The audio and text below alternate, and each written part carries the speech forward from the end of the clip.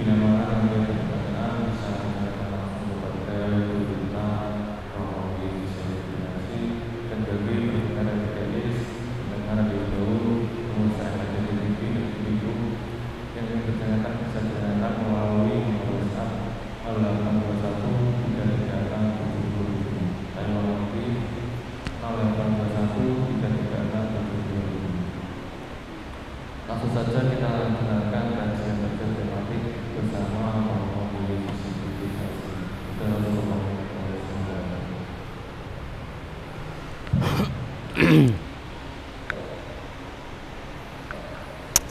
Assalamualaikum warahmatullahi wabarakatuh. Bismillahirrahmanirrahim. Alhamdulillahirabbil alamin. Wabihi nasta'inu ala umuri dunya waddin. Wassalatu wassalamu ala asyrafil anbiya'i wal mursalin Sayyidina wa maulana Muhammadin wa ala alihi wa sahbihi ajma'in. Rabbi shrah li sadri wa yassir li amri wahlul 'uqdatam min lisani yafqahu qawli, amma ba'du. Hadirin jamaah kajian tafsir tematik Masjid Agung Jawa Tengah yang dimuliakan oleh Allah, bagi yang ada di aula utama Masjid Agung Jawa Tengah, para pendengar setia Radio Dais MAJT-TV dimanapun anda berada. Alhamdulillah pada siang hari ini kita bisa melaksanakan sholat Jumat dilanjut dengan mengkaji ayat-ayat Allah. Semoga kita semua senantiasa mendapatkan sehat walafiat, panjang umur, rezeki yang barakah, manfaat. Amin Allahumma amin. Pada kesempatan kali ini kita akan mengangkat tema yaitu kelahiran dalam Al-Quran atau kelahiran anak di dalam Al-Quran. Kata lahir ini berasal dari bahasa Arab yaitu zohir. Zohir. Kenapa orang-orang dahulu itu menyebut seorang anak manusia muncul ke alam dunia itu disebut sebagai lahir atau kelahiran. Ada beberapa alasan. Yang pertama itu karena si anak manusia itu dari alam rahim kemudian muncul atau menampakkan diri, menzohirkan diri ke alam dunia.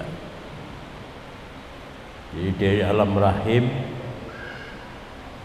di alam rahim dia menjalani kehidupan tersendiri, menjalani alam tersendiri, menjalani waktu tersendiri. Kemudian dia menzohirkan diri atau dizohirkan diri, dilahirkan ke alam dunia, yang mana di alam dunia dia akan menjalani kehidupan yang berbeda dengan alam rahim. Jadi sebetulnya kalau ada orang yang bimbang atau ragu ya, tentang alam lain, kenapa kita jauh-jauh? Janin yang ada di dalam kandungan itu, janin itu hidup di alam lain, di alam bukan alam dunia. Janin tidak mengalami waktu sebagaimana waktu kita yang diikat atau dibatasi oleh matahari, oleh bulan. Tapi si janin menjalani hidup dengan alam mereka sendiri, dengan kehidupan mereka sendiri. Oleh karena itu kalau ada makhluk di alam lain mempunyai waktu yang berbeda, mempunyai kehidupan yang berbeda, ya tidak aneh. Jadi jangan disamakan.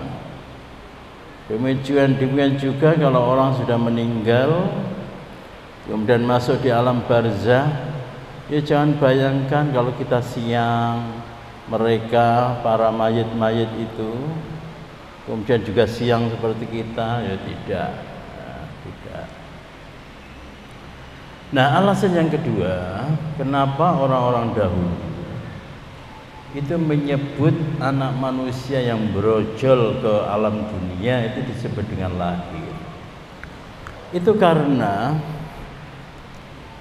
pada dasarnya manusia itu sudah ada, atau kita itu sudah ada, yaitu sejak beribu-ribu tahun yang lalu, sejak berjuta-juta tahun yang lalu, tapi tidak dalam bentuk yaitu makhluk yang berkulit, makhluk yang berdiri tegak, makhluk yang ada tulang, ada daging. Tapi sejatinya kita itu sudah ada. Sejatinya kita itu sudah ada berjuta-juta tahun yang lalu. Tapi wujud kita itu adalah wallahu a'lam, ada yang mengatakan yaitu wujud kita adalah arwah, spirit. Oleh karena itu ada yang mengatakan siapa sih manusia itu? Kalau ahli mantik mengatakan al-insan hayawanun natik, bahwa manusia itu adalah hewan yang bisa berbicara. Tapi ada yang mengatakan bahwa manusia itu adalah spirit inkarni, yaitu jiwa atau ruh yang mengejawantah, jiwa atau ruh yang menjelma menjadi makhluk kasar. Nah, ketika kita dari alam spirit, dari alam jiwa, alam ruh menjadi alam yang berkulit, bertulang dan berdaging, oleh Al-Quran itu kemudian kita disebut sebagai basyarun. Basyar dari arti kulit. Karena yang membedakan kita antara kita dengan hantu, kalau hantu itu tidak ada kulitnya, tapi kalau kita itu berkulit, maka kita disebut sebagai basyarun. Atau juga yang membedakan antara kita dengan makhluk lain, kalau domba itu berkulit tapi ada bulunya, kalau ikan kulit tapi ada sisi ya. Kalau badak kulit tapi kasar, nah kita itu berkulit tapi halus, basyarun. Nah, berbicara tentang kelahiran atau lahir ya, kelahiran anak manusia ini hal-hal yang resisten ya, hal-hal yang mempunyai resistensi yang tinggi, yang memunculkan yaitu perdebatan sing panjang. Kalau diksi yang kita pakai atau kata yang kita pakai itu adalah kelahiran, mungkin aman-aman saja ya, aman-aman saja. Tapi kalau kelahiran itu kita pakai dengan bahasa lain yaitu Natal, Natal. Beberapa hari lalu ada Natal. Itu gegeri itu. Itu jadi geger. Jadi geger. Natal boleh enggak mengucapkan Natal, boleh atau tidak? Kemudian benarkah Yesus atau Nabi Isa itu lahir pada tanggal 25 Desember misalnya? Sebabnya apa? Sebabnya ada yang mengatakan 25 Desember. Sementara di Mesir, Kristen Ortodok itu merayakan Natal pada tanggal 6 Januari. Kemudian ada riset yang mengatakan bahwa Yesus itu lahir pada bulan Agustus, yaitu puncak musim panas. Yang oleh Al-Quran itu ditandai dengan matangnya buah kurma, yaitu di puncak musim panas bulan Agustus. Kemudian mereka bilang, kalau kamu menganggap bahwa Yesus atau Isa itu lahir 25 Desember, itu Yesus atau Isa yang mana? Itu Isa yang mana? Isa atau Yesus itu tidak lahir pada tanggal 25 Desember. Jadi kalau kamu merayakan, ya bukan Isa yang sebenarnya, bukan Yesus yang sebenarnya. Dengan demikian kalau kamu mengucapkan, ya enggak benar, ribut loh, geger. Kenapa 25 Desember? Itu karena pada saat itu orang-orang lagi memuja yaitu Dewa Matahari yang lahir Desember. Kemudian dia katakan, oh Yesus juga lahir bulan Desember. Tapi sebetulnya berbicara tentang perbedaan hari kelahiran itu ya bukan hanya terjadi pada diri Nabi Isa atau Yesus itu ya. Hampir seluruh ulama pada zaman dahulu itu wafat tahun berapa, ya terjadi perbedaan pendapat. Dan kalau kalian tahu ya, kelahiran Nabi Muhammad SAW yang oleh kita itu kita rayakan atau kita yakini tanggal 12 Rabiul Awal ya. Itu kalau menurut ahli astronomi, ahli falak, saya pernah baca di artikel ya, itu sebetulnya beliau itu lahir pada tanggal 9 Rabiul Awal, bukan 12 Rabiul Awal. Tapi ya tidak kemudian kalau kamu merayakan kelahiran Nabi Muhammad al-12, itu Nabi yang mana? Nabi Muhammad yang mana? Mau lahirnya bukan tanggal 12 misalnya ya. Ya itu ngajak tukaran ya, ngajak tukaran.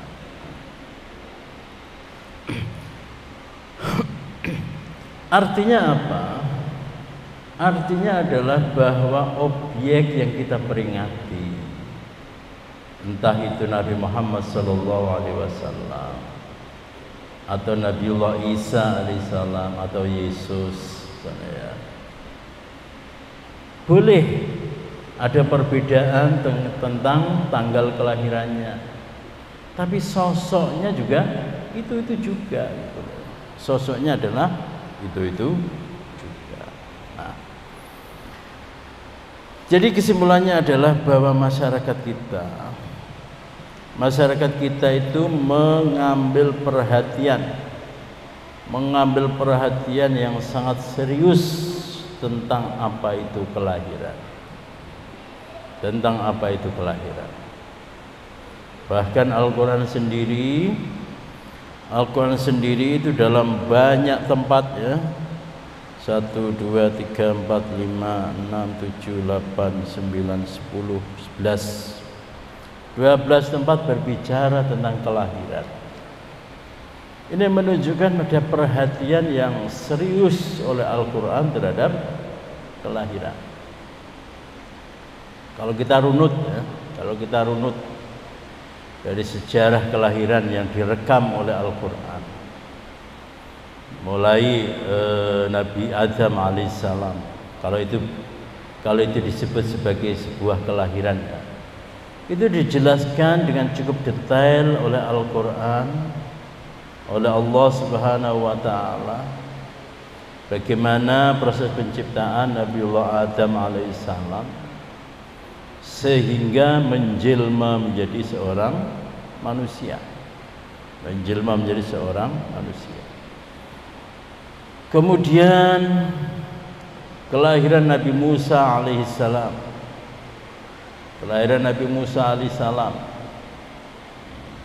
Jadi kekejaman Fir'aun itu ditandai oleh suatu fenomena besar, yaitu kelahiran Nabi Musa alaihissalam. Dalam Al-Quran dijelaskan bagaimana Allah Subhanahu wa Ta'ala memberikan ilham kepada ibunda Nabi Musa alaihissalam supaya tetap menyusui.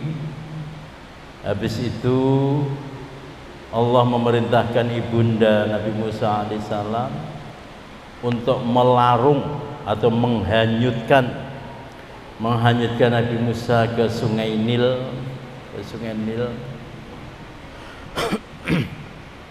sehingga pada akhirnya Nabi Musa ditemukan oleh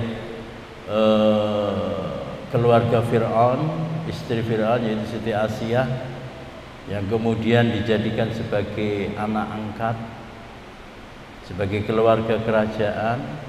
Itu dijelaskan bahwa kelahiran anak manusia itu bukan hal yang sederhana.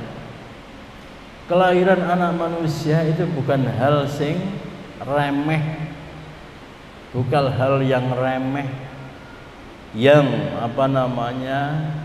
yang sejarah itu perlu mengabaikan, misalnya tidak peduli, tidak. Sebab kalau kita runut ya, bagaimana sesuatu yang hina, air yang hina, mimma'in mahid, air yang hina, yang kita lihat aja jijik, kok kemudian menjadi sosok manusia yang bisa berpikir, sosok manusia yang bisa berbuat, sosok manusia yang bisa melakukan ini itu ya. Melakukan ini itu. Ini kan sesuatu yang luar biasa. Luar biasa. Dan kelahiran Nabi Musa itu kemudian ditiru oleh seorang pujangga India dalam kisah Mahabharata ya, yaitu kelahiran siapa? Kelahiran Krishna. Itu mirip itu. Cerita-ceritanya itu mengadopsi apa yang disampaikan dalam hasanah Islam atau hasanah agama samawi. Bagaimana Krishna lahir, kemudian istananya raja siapa? Raja siapa? Raja yang jahat itu ya, kemudian goncang dan sebagainya. Nah, dari Nabi Musa alaihissalam kemudian ada kelahiran, yaitu Nabi Isa alaihissalam. Nabi Isa alaihissalam disebutkan dengan jelas, wassalamu alayya yauma wulidtu wa yauma amutu wa yauma ub'atsu hayya. Keselamatan bagiku, yaitu pada hari di mana aku dilahirkan, wa yauma amutu, dan pada hari di mana aku meninggal, wa yauma ub'atsu hayya, dan pada hari di mana aku dibangkitkan kelak pada hari kiamat. Nabi Isa berarti meninggal. Ya, meninggalnya itu adalah di akhir zaman. Jadi sekarang Nabi Isa itu masih hidup, tapi hidup di langit, dan kelak di akhir zaman beliau turun. Setelah turun kemudian membunuh Dajjal, kemudian menegakkan ajaran Nabi Muhammad SAW. Setelah itu beliau meninggal, terjadilah kiamat, kemudian beliau akan bangkit lagi. Tapi yang menarik di sini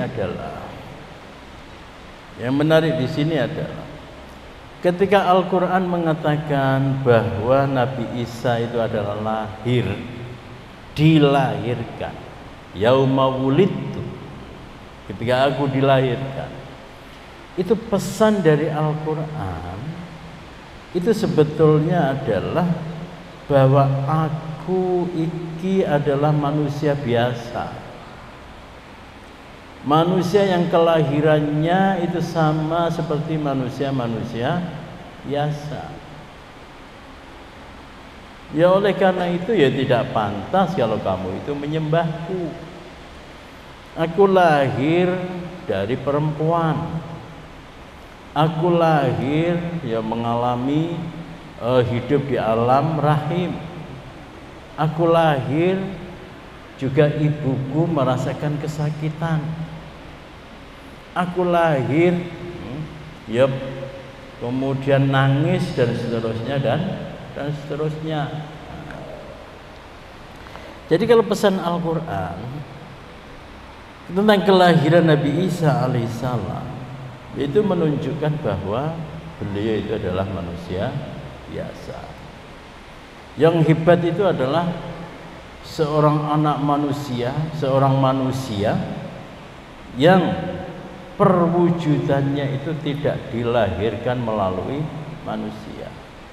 Yaitu siapa? Nabi Adam alaihis salam. Jadi logika yang dipakai oleh Al-Quran,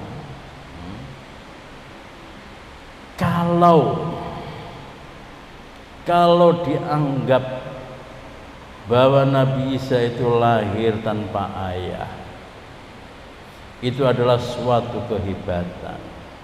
Mana lebih hebat dengan Nabi Adam? Yaitu dia lahir tanpa ayah dan tanpa ibu. Kalau seseorang itu bisa muncul ke dunia tanpa ayah sehingga perlu disembah-sembah, maka lebih tepatnya adalah Nabi Adam yang disembah-sembah. Itu sebetulnya pesan yang disampaikan oleh Al-Quran. Baik, kita masuk ke pembahasan, yaitu penggunaan Al-Quran terhadap lafaz-lafaz yang mempunyai arti melahirkan. Yang pertama yaitu kata wadhu'a, sebagaimana tersebut dalam surah Ali Imran, falamma wadhu'atha, maka ketika melahirkannya, ketika Maryam istri Imran, ketika istri Imran melahirkan Maryam, dia berkata. Jadi diksi atau kata yang digunakan oleh Al-Quran yang pertama untuk arti melahirkan itu adalah wadhu'a, yang artinya itu adalah meletakkan. Ini meminjam penggunaan orang yang sedang memikul atau menggendong sesuatu, kemudian gendongannya itu ditaruh, ditaruh jadi wadhu'a. Tapi kenapa di sini di dalam Ali Imran ayat 36 itu digunakan kata falamma wadhu'atha? Itu karena istri Imran itu sudah bernazar bahwa kelak anak yang aku lahirkan aku persembahkan kepada Tuhan, aku persembahkan kepada Allah, supaya si anak itu menjadi anak yang hanya fokus beribadah kepada Allah Subhanahu wa ta'ala. Jadi seakan-akan si ibu itu ya, jenenge memberikan persembahan itu kan membawa bagi atau membawa nampan itu ya, kemudian diserahkan kepada altar. Maka kalimatnya adalah falamma wadhu'atha. Meskipun arti secara bebasnya itu adalah melahirkan, tapi karena melahirkannya istri Imran itu tidak sekedar yaitu keluarnya janin atau keluarnya bayi dari perut ke alam dunia, Tapi melahirkannya istri Fir'aun itu adalah dalam rangka bahwa anak yang dikeluarkan dari perutnya itu akan dipersembahkan kepada Allah Subhanahu wa taala. Maka Al-Qur'an ya dengan bahasa yang sangat indah, dengan bahasanya sangat jeli, itu memakai kata yaitu wado'at. Jadi bukan falamma waladatha. Nah, ini hebatnya Al-Qur'an. Jadi hebatnya Al-Qur'an itu di dalam menggunakan setiap diksi, di dalam menggunakan setiap lafaz, itu di dalamnya itu mengandung makna yang sangat detail, mengandung makna yang sangat dalam, dan mengandung makna yang sangat luas. Jadi kalau dijelentrehkan falamma wadu'atha, itu adalah falamma waladatha litaddu'a qurbatan lillahi subhanahu wa ta'ala. Tapi kemudian diringkas oleh Al-Quran falamma wadu'at.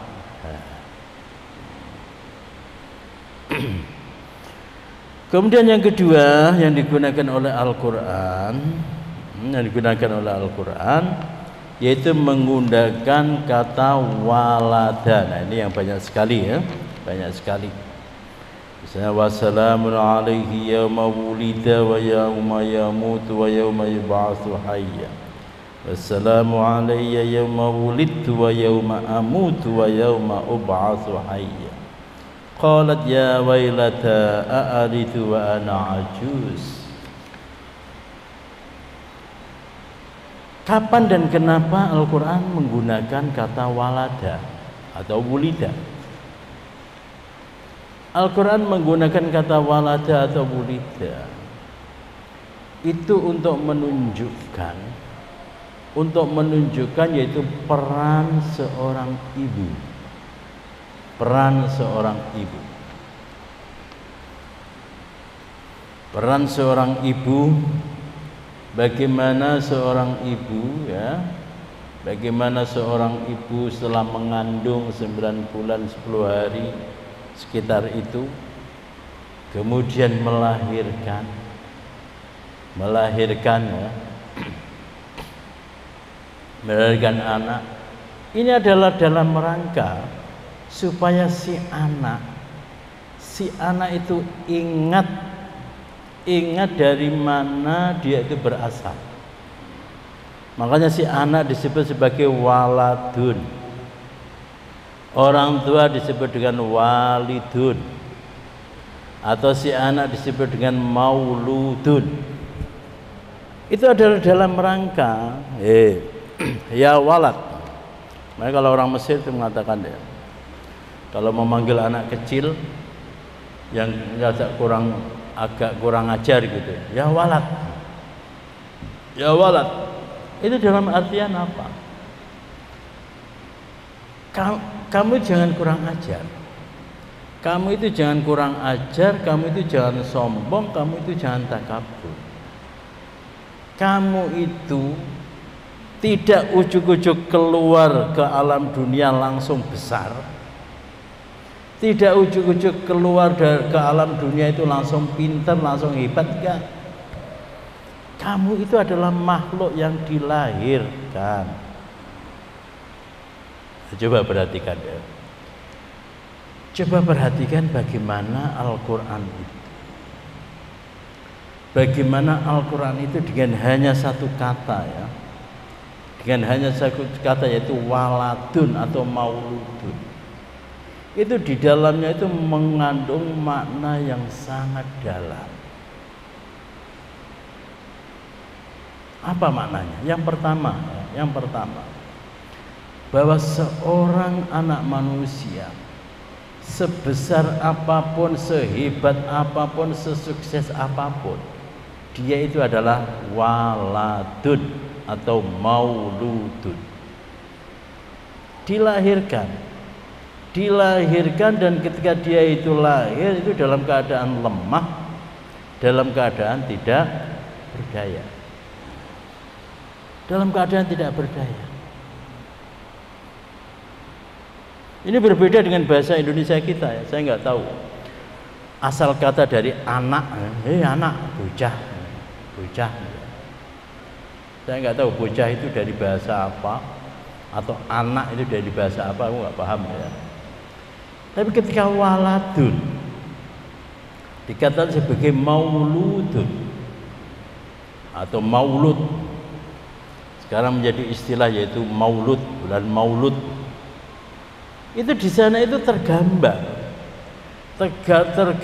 adanya kejadian besar yaitu kelahiran Gusti Kanjeng Nabi Muhammad sallallahu alaihi wasallam.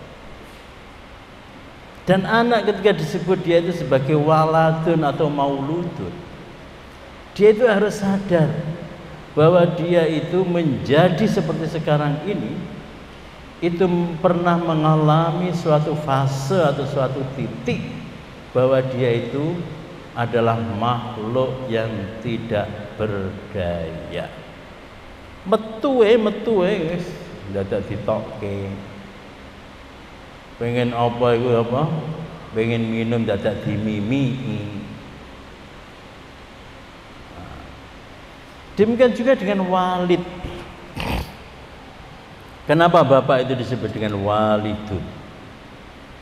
Ini juga dalam rangka ya, dalam rangka bahwa kamu itu entah walidun atau wal walidatu, ini menunjukkan suatu tanggung jawab. Kamu itu adalah walid. Kamu bu, kamu adalah walidah. Yang artinya apa? Yang artinya adalah orang yang sudah mengantarkan, orang yang sudah melahirkan seorang anak manusia. Maka tunjukkan tanggung jawabmu. Maka di dalam Al-Quran disebutkan ya, wal walidatu yurdi'na auladahunna, dan ibu-ibu hendaklah menyusui anak-anaknya. Coba kita lihat bagaimana detail dan rincinya Al-Quran di dalam memilih diksi. Di sini dia memakai wal walidatu yurdi'na, bukan wal ummahatu yurdi'na. Karena di sini ada pesan, wahai ibu-ibu, kamu sudah diberi amanah, kamu sudah diberi tanggung jawab, kamu sudah diberi anugerah yaitu berupa anak, walidat. Oleh karena itu yurdi'na, susuilah bayi-bayimu. Kata al-walidat supaya ingat supaya ingat, oh aku duwe anak. Lho pancen apa nek duwe anak lho? Kok pancen apa duwe anak? Dong kamu punya anak itu karena kamu berdoa. Setahun, 2 tahun, 3 tahun rak duwe anak, wis langsung nelongso, sedih. Jadi kata walidat atau al-walid ya, itu adalah dalam rangka Allah Subhanahu wa taala mengingatkan orang tua. Mengingatkan orang tua bagaimana mereka dulu itu merengek-rengek meminta kepada Allah Subhanahu wa taala, merengek-rengek kepada Allah Subhanahu wa taala supaya diberi anak. Dan oleh karena itu ketika sudah diberi anak, ya mana tanggung jawabmu. Maka di dalam doa Rabbi firli wa liwalidayya warhamhuma kama rabbayani shaghira. Rabbi firli wa liwalidayya, dan kedua orang tua aku. Ini juga dalam rangka untuk mengingatkan kita. Jadi kata walid sendiri, kata walid ya, hanya dengan satu kata itu ibarat pedang itu bermata dua. yaitu mengingatkan si anak sekaligus mengingatkan si orang tua. Al-walid. Siapa walid? Orang siapa bapakmu, lupa nanti kita. Walid. Oh, berarti aku mempunyai ayah. Nek si walid, oh berarti aku mempunyai anak. Jadi Al-Quran itu ya menggunakan kata walid. Itu hanya dengan satu lemparan 2 burung itu kena, satu dayung 2-3 pulau terlampaui. Dengan kata walid saja itu adalah menarik suatu tanggung jawab yang harus dilakukan oleh anak. Oh, aku dadi kaya ngene iku ya mergo duwe bapak. Bapake ya ngono iku. Aku duwe anak.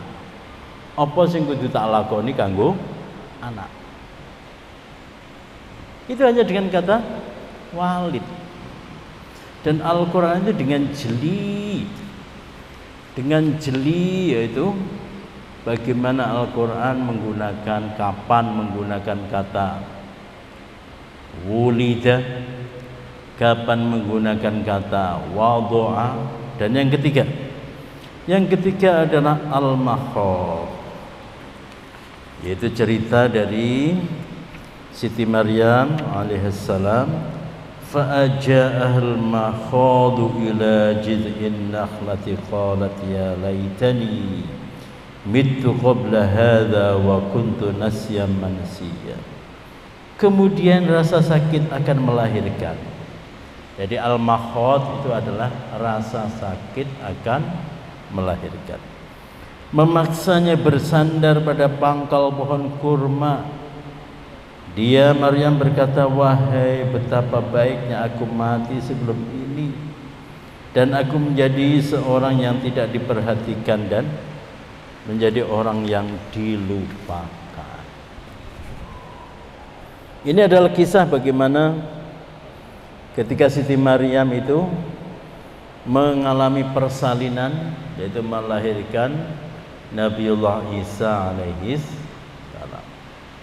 Di sini disebutkan, ini bukan berarti Siti Maryam itu orang yang pesimistis, orang yang tidak percaya takdir, bukan orang yang memberontak, itu bukan. Di sini maksudnya itu adalah pertama, itu menunjukkan kemanusiaan dari Siti Maryam. Kemanusiaan dari Siti Maryam. Kemanusiaan dari Siti Maryam bagaimana ketika beliau melahirkan Nabi Isa. Iku ya podo karo perempuan-perempuan yang lain, mengalami sakit yang berat. Jadi ini wong hebat kok sakit ya. Justru tingkatan-tingkatan orang-orang hebat ya, tingkatan orang-orang hebat itu yang didelok itu bukan sakit atau tidak. Yang dilihat itu adalah siapa yang memberi sakit, siapa yang tidak memberi sakit. Jadi ngono iku ya. Jadi sejenis ngomong waliullah, para nabi, para rasul itu diberi kenikmatan dengan diberi ujian, itu podo-podo seneng, sama-sama alhamdulillah. Karena apa? Karena mereka itu tahu bahwa yang memberi itu adalah Allah Subhanahu wa ta'ala. Allah Subhanahu wa ta'ala. Kita bisa melihat Nabiullah Ayyub alaihissalam diberi rasa sakit oleh Allah Subhanahu wa ta'ala. Diberi rasa sakit, dia menikmati rasa sakitnya itu. Karena apa?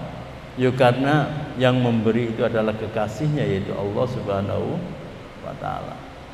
Ya seperti kalian itu ya, seperti kalian diberi hadiah oleh teman, oleh kekasih, dengan disuruh membeli suatu barang ning tempat terpencet, podo-podo senengi.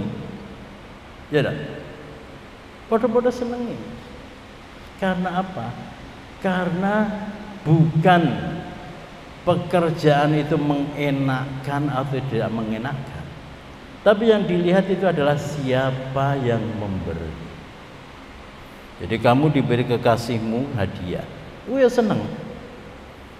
Tapi ketika kamu itu diberi perintah atau disuruh untuk membeli misalnya buah kuning Banyumanik adoh misalnya ya, nepane naik bis misalnya aku dadak mlaku sik, ya seneng. Seneng. Nah, Siti Maryam itu juga semacam itu. Di sini itu bukan dalam pengertian bahwa beliau itu pesimis, berontak, tidak menerima takdir dari Allah Subhanahu wa taala, tidak. Terus kalimatnya begini, ya laitani mittu qabla hadza wa kuntu nasyan mansiya. Wahai betapa baiknya aku mati sebelum ini. Itu karena apa? Karena sing jenenge para wali, sing jenenge para nabi, itu tidak ada selain bagaimana mereka itu bisa menghamba secara maksimal, menghamba secara ideal untuk Allah Subhanahu wa taala. Jadi dengan kata lain, Siti Maryam itu ya Allah, perjuanganku ini itu sudah Engkau ridhoi, sudah Engkau terima atau belum? Saya takut kalau perjuanganku ini belum Engkau ridhoi, belum Engkau ridhoi. Dan ini banyak diucapkan oleh para sahabat ya. Ya Allah, kenapa aku jadi menungso? Bukan menyesal sebagai menungso. Kenapa aku jadi menungso? Iku ibadahku ki wis bener utawa durung? Makanya mereka mengatakan ya laitani kuntu turaba. Seandainya aku menjadi debu kan. Itu bukan karena mereka itu menyesal menjadi manusia, bukan. Kemudian mengharap menjadi makhluk yang tidak berakal, menjadi hewan yang tidak ada tanggung jawab, bukan. Itu mereka melakukan semacam itu. Itu adalah tidak lain karena mereka itu khawatir. Mereka itu khawatir ibadah yang didedikasikan untuk Allah Subhanahu wa taala itu tidak mencapai ridhonya. Kalau dalam istilah tasawuf ya, apa yang diucapkan oleh Siti Maryam itu adalah di dalam ahwal yaitu khauf, di dalam ahwal yaitu al-qabdu, yang artinya apa? Khawatir, ada perasaan takut, ada perasaan was-was, cemas. Jadi ibadah yang dilakukan oleh Siti Maryam itu sudah mencapai ridhonya Allah atau belum? Dan kalau kita runut sejarah dari Siti Maryam ya, sejarah dari Siti Maryam seperti di ayat tadi ya, falamma wadu'atha, jadi ibunya itu sudah bernazar bahwa anak yang dilahirkan akan dipersembahkan untuk Allah Subhanahu wa taala. Dan sejarah kemudian mencatat bahwa Siti Maryam meskipun dia itu perempuan, maka tiap hari itu membersihkan tempat ibadah, kemudian membaca tasbih, istighfar dan seterusnya. Nah, beliau diberi anak tanpa suami itu adalah dalam rangka untuk meningkatkan ketakwaan, meningkatkan ibadah dari Siti Maryam. Dengan kata lain, Maryam, ibadahmu dalam bentuk istighfar, dalam bentuk tasbih, dalam bentuk sholat, dalam bentuk membaca kitab suci iku wis pol maksimal. Aku beri ibadah lagi atau jalan ibadah lagi, yaitu kamu hamil tanpa suami. Itu ya ibadah. Itu ibadah. Setelah hamil melahirkan, kemudian dicela, dicaci oleh kaumnya, itu ya ibadah. Itu ya ibadah. Jadi istilahnya apa jenenge? Ibadah seperti kita wis lewat gitu. Ibadah mung iktikaf, ibadah mung maca Quran, ibadah mung istighfar tasbih. Ini bagi Siti Maryam, ibundanya Nabi Isa, itu sudah lewat itu. Oleh karena itu beliau diberi ibadah yang lebih besar, yang lebih kuat daripada itu. Karena beliau perempuan tidak bisa diangkat menjadi Nabi dan Rasul. Kalau laki-laki setelah lolos yaitu tasbih, istighfar dan seterusnya, ya mereka kemudian diangkat untuk menjadi Nabi dan Rasul untuk mendapatkan misi ibadah yang lebih besar. Nah, Siti Maryam itu mendapatkan misi ibadah yang lebih besar dalam bentuk mengandung anak tanpa suami. Itu ibadah. Melahirkan, dicela oleh kaumnya, itu persis yang dialami oleh para nabi. Para nabi ya demikian. Para nabi itu Nabi Muhammad ya dicela, dihina, dihujat oleh kaumnya. Nabi Musa dicela, dihina, dihujat oleh kaumnya. Siti Maryam dicela, dihina, dihujat oleh kaumnya. Supaya apa? Supaya derajat beliau itu setara dengan para nabi dan rasul. Hanya saja karena beliau perempuan, ya, maka beliau tidak diangkat menjadi nabi dan rasul. Nah, kalau kita tahu itu semua, ya, maka sesungguhnya seorang ibu yang melahirkan, kenapa seorang perempuan yang meninggal ketika melahirkan itu sama dengan fisabilillah? Ya memang sama dengan fisabilillah. Karena apa? Yang menyebabkan dia mengandung ya Allah Subhanahu wa taala. Yang menyebabkan dia melahirkan ya Allah Subhanahu wa taala. Sama seperti laki-laki.